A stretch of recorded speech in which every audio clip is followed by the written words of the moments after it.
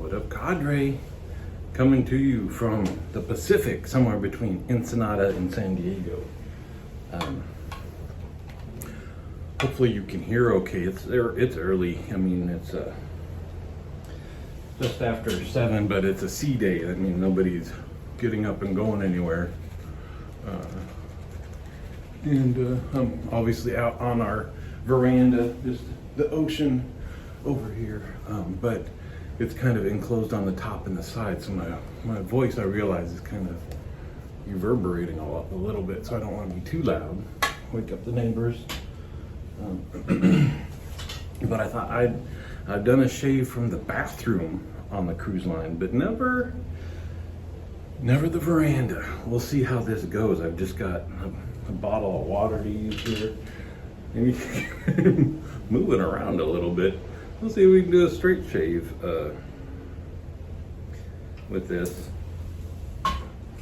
See how it goes. Anyway, I thought I would talk about, I've done a shave before from a cruise and talked about the differences, but it's been a while, and I know that people don't go back and look at all the old videos, so I thought I would do a Disney cruise for you.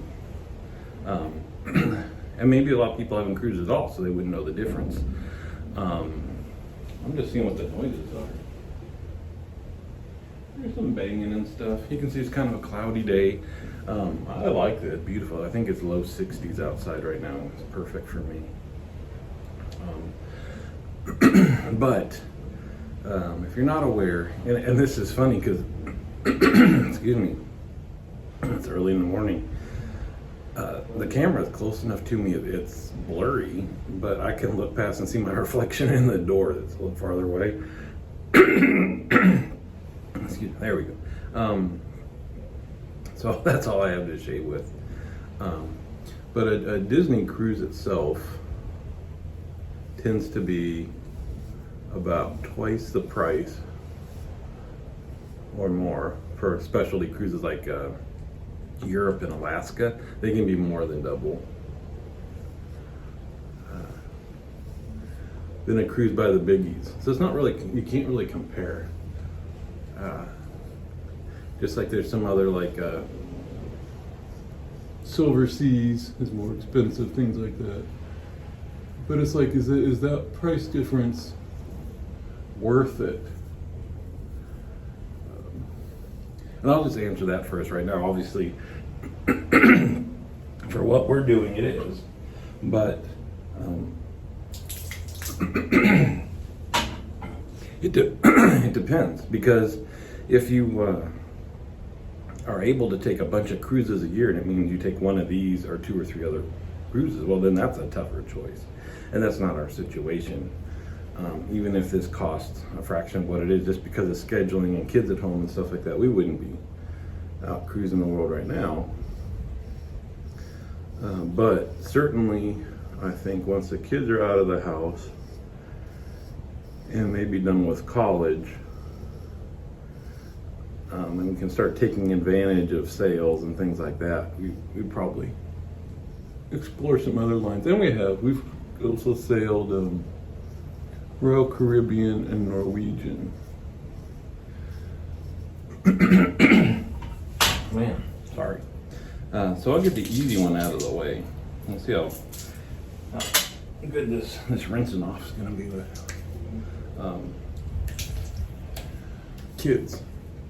So the huge difference, I would say, obviously you got Disney, but it's like, what on the ship are you going to do? Because you've got the mega ships now that have the ice skating, they've got bumper cars, rock climbing walls, Flowmaster that you can do the surfing on. And when we went on an Alaska cruise, we took a ship that had a lot of that kind of stuff, and the kids did it. But we won't use any of that stuff. The Disney cruise lines have, a pool, some slides. The 2 bigger ships that they have right now have the slide that goes kind of all the way around and out over the edge of the pool with kind of a jet assist that gets you up a hill and stuff like that. But not all of that stuff that's on these huge mega ships. So that would be one thing. is what are you going to use? It really depends. Like our kids, one kid did the rock climbing wall once. The flow rider was popular with two of the kids. They did the ice skating like once for a short period of time. So I don't know, we make a decision based on that stuff because it wasn't used a lot, but that's one thing. But in terms of kids, especially younger ones, well, and of course it all depends if you're a Disney fan. If you're a Disney fan, you can't compete. You've got the characters, you can take pictures and meet them. Pre-COVID, they came around during, a lot of meals, and you took personal pictures with them. Now they have meet and greets where you can't touch them, but you get close, and they're dressed up in things you don't see in the parks. Those sailor suits, pirate suits, things like that. But they've got the kids clubs are like, bar none. So if you've got a kid all the way up to the tween ages, they've got 3 different clubs based on age and independence level and things like that. But Disney does Disney. So, you check them in, high security. Adults can't be in the kids club except for times where that's like open house to go look at it. They'll feed them, all that kind of stuff. So you hear a lot of kids love the clubs and love to be dropped off and just want to hang out there doing all the fun stuff they've got. I know science activities and especially like computer games in like one area that looks like Andy's room from Toy Story, except huge, and just anyway.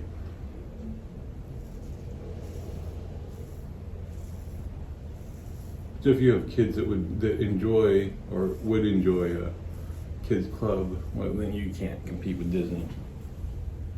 So that's for kids. The adult thing is the other thing, and so this is our 5th Disney cruise together, and only 2 we've done with kids. So that kind of lets you know about, is it just for kids? One of the ways that they make space for all that kids goes, there's no casino on board. So if that's important to you, don't do Disney. If you don't care, non-issue. So they take a lot of the space. It would be a casino. There's no ship library, that kind of stuff, because they've got three kids clubs. But they do have adult areas on every ship. And again, I say, Disney does Disney. So the theming and all of that stuff is awesome. So we've got like a Irish, British type of pub here that, is nice dark woods and has, some high top tables set up for backgammon and chess and stuff like that. And a lot of the adult trivia is done there. They've got one that's, I think it's Cadillac Cafe, that's all outfitted to look, it's all like red leather and chrome and oddly enough, it smells like kind of like engine grease in there. And it wasn't just, I thought it was just kind of a fluke that maybe they were fueling the ship or something. No, every time I go in there. Anyway, so each ship, the Disney ships, has different theming for those lounges. And then there's a family lounge that used to just kind of be generic, and in the last few years they switched it over.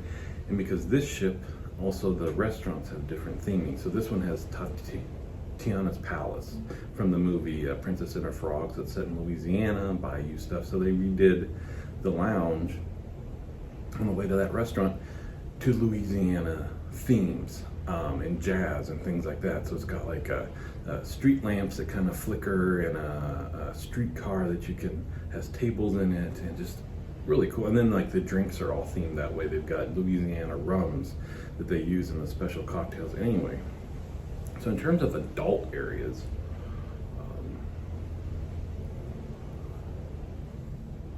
no concern there.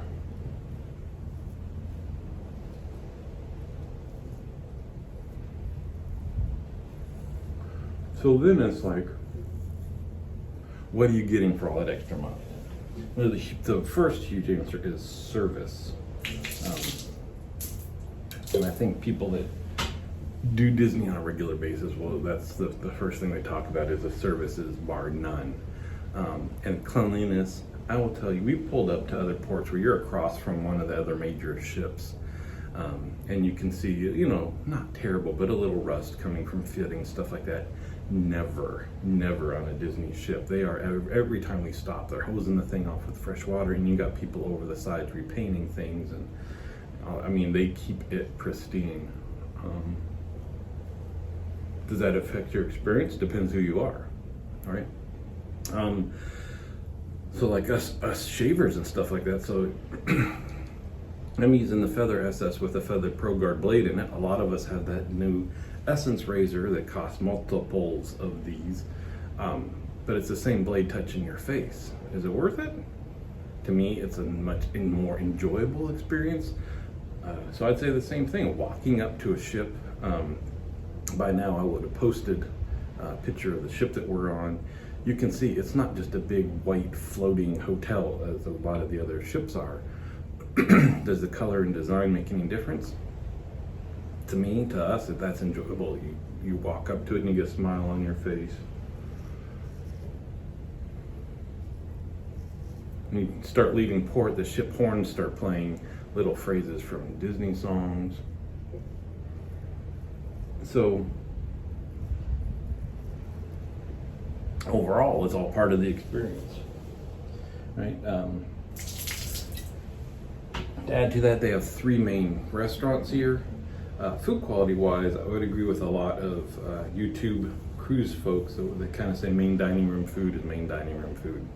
Unless you're going like with kind of the more adult, like Celebrity and Crystal, things like that. It's all going to be about the same quality. Buffets are buffets. But again, I would say Disney theming.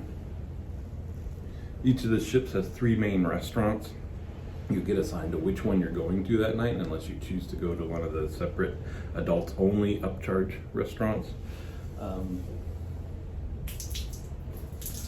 But 2 of the 3 have some type of entertainment you're getting during that show. And I won't spoil everything for you, but we went to Tiana's Palace the first night here. And it's all Mardi Gras themed. And you've got a guy playing bass and a guy playing piano and doing a couple sets of kind of jazz and music during the dinner. And then your servers are going to be dressed up, and there's beads for everybody to wear at your table, and so you get that kind of thing, that it's not just you're sitting down and having dinner with good service. It's Disney, and you're going to get a show, get some entertainment with it. And then the way that it works is, like I said, you're assigned to which restaurant you're going to which night, and you get the same servers every night. So they follow their group from restaurant to restaurant, and so they can get to know you after the first day when you tell them what you like to drink and things like that. Then they've got it sitting there waiting for you the next day at dinner, stuff like that. And I have to tell you this, and I'm sure they must keep records again for the service aspect, but so we did the upcharge restaurant. On this ship, there's just one. On the bigger ships, they've got 2. One on the bigger ships, the even nicer one, is a French restaurant, and I think the menu is set by Michelin star chef.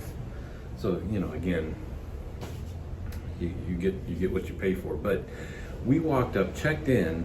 Our server says, "Have you been to Pala before?" And we said, "Yeah, we've been a few times." He said, "On a bigger ship?" We said, "Yeah." He said, "I think I served you on the Fantasy years ago." We're like, "Oh, could have been." He said, "Yes, I think you sat in a booth that time." We did.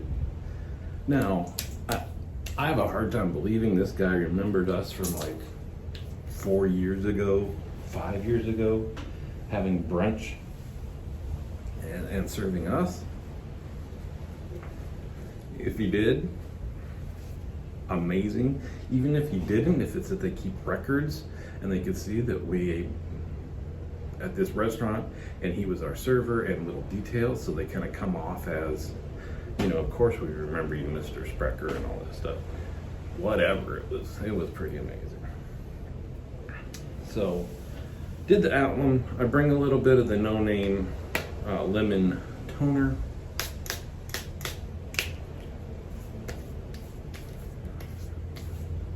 And that's it. So I'm trying to think, because those are kind of the big ones, the cleanliness of the ship, the design of the ship, as opposed to the Disney Cruise Lines. So Walt Disney himself really enjoyed ocean liners, the traditional, and so that's what these are designed after. And the insides of all the 4 ships right now are kind of Art Deco themed from back in the height of, kind of cruise line, whatever. So we really enjoy that, as opposed to a lot of the other cruise ships where you've got the atrium that might be much, much larger and 5-6 stories tall and glass and shiny chrome and all this stuff, but it looks like a hotel. And we don't enjoy as much walking into a place like that and looking like we're in a hotel. We like the feel of this feels completely different than anything else. And just the details and thought and all that stuff. So anyway, I don't know, hit me up. You got any questions?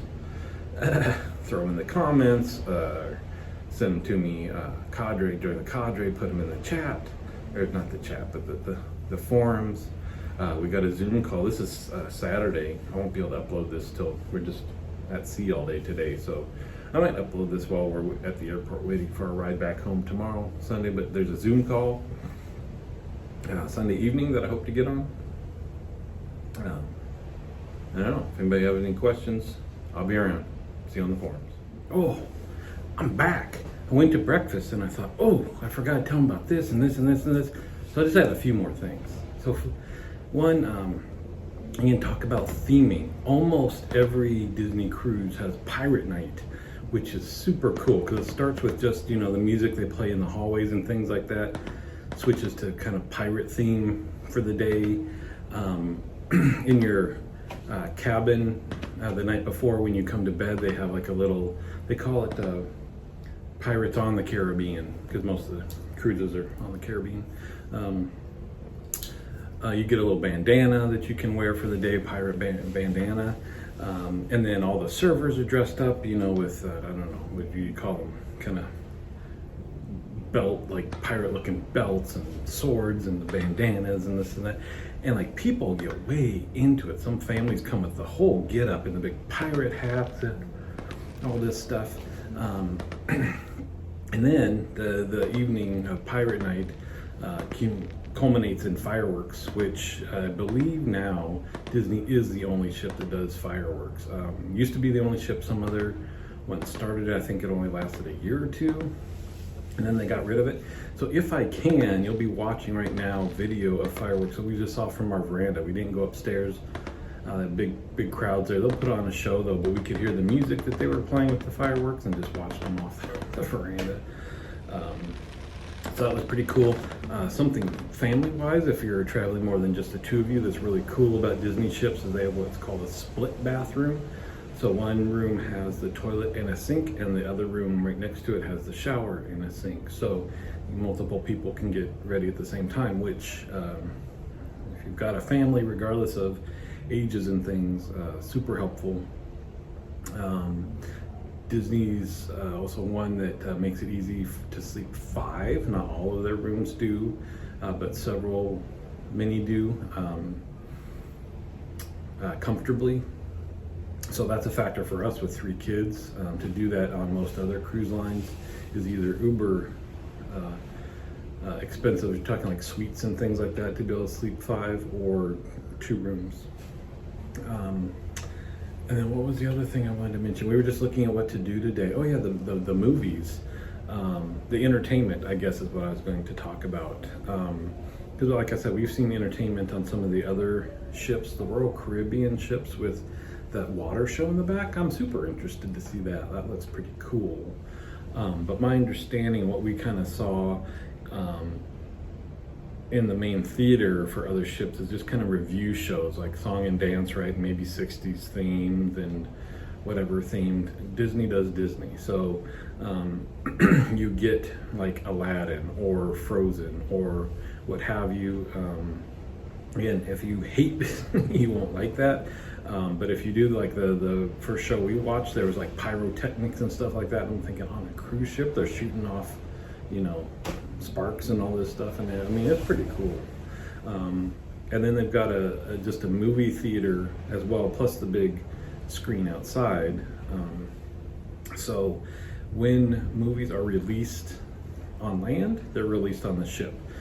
So one cruise we went on, our oldest stayed up and watched Black Panther at midnight when it got released. In the States, it's also released here. And so you can be the first to see it. We saw Toy Story 4, whatever the last one wasn't very good, but we saw that the same way. And in fact, they even did it like at 9 p.m. So it's not like you're watching it when it's released at midnight on land. You're the first in the world to see it. Just kind of a neat little thing. So one theater is playing movies all day long, and then sometimes in the big, huge theater they'll play movies.